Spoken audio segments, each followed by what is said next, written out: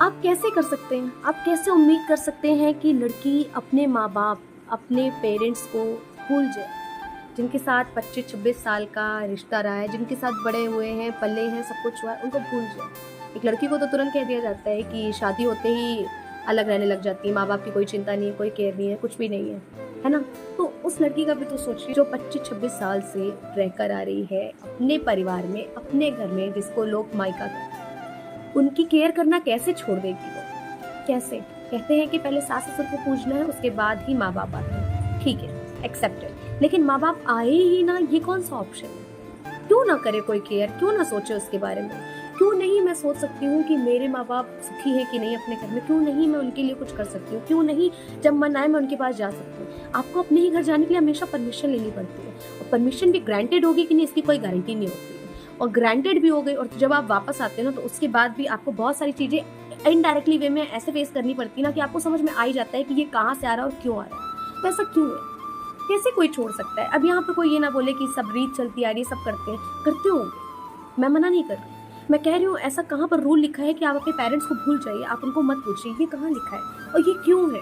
क्यों नहीं हम अपने पेरेंट्स की बात कर सकते हैं, उनका ख्याल रख सकते हैं, उनके पास जा सकते हैं? क्यों नहीं? लड़का कभी ही नहीं कर सकता। कहते नहीं लड़के बाहर कमाते, लड़के बेशक ये करते हैं, लेकिन क्या लड़के अपनी माँ की जगह अपनी सास को दर्जा दे सकते हैं? अरे लड़के हफ्ते में एक बार, महीने में एक बार कॉल कर लेना तो बड़ी बात है, लेकिन लड़कियों को डेली करनी है ना? नहीं किया तो तुरंत कंपेयर हो जाएगा, नहीं यहाँ पर तो कुछ बात ऐसी चल रही है, ऊपर नीचे चल रही है। क्यों? ऐसा क्यों है? क्यों भूल सकते हैं? कोई अपना परिवार कैसे भूल सकता है जिनके साथ आपको पता है बचपन, कहते नहीं है कि बचपन ऐसा होता है जो कच्ची मिट्टी की तरह होता है, जो सांचे में जैसा ढलता है ना वैसे ही रह जाता है वो बच्चा आजीवन।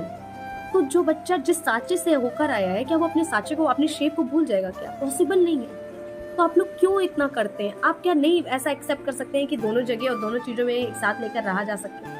अरे एक साथ तो रह नहीं सकते हैं, इतना बड़ा तो सेक्रीफाइस हो ही रहा है यहाँ पर कि अपना परिवार छोड़ के लड़कियां आती हैं और रहती हैं, लेकिन क्या ये नहीं हो सकता है कि वो प्यार से रह सके, उनके साथ भी रह सके, अपने मन से जब उनका इच्छा हो वो अपने घर जा सके? क्यों हर चीज में हस्तक्षेप है? क्यों रोक टोक है? नहीं होनी चाहिए, राइट?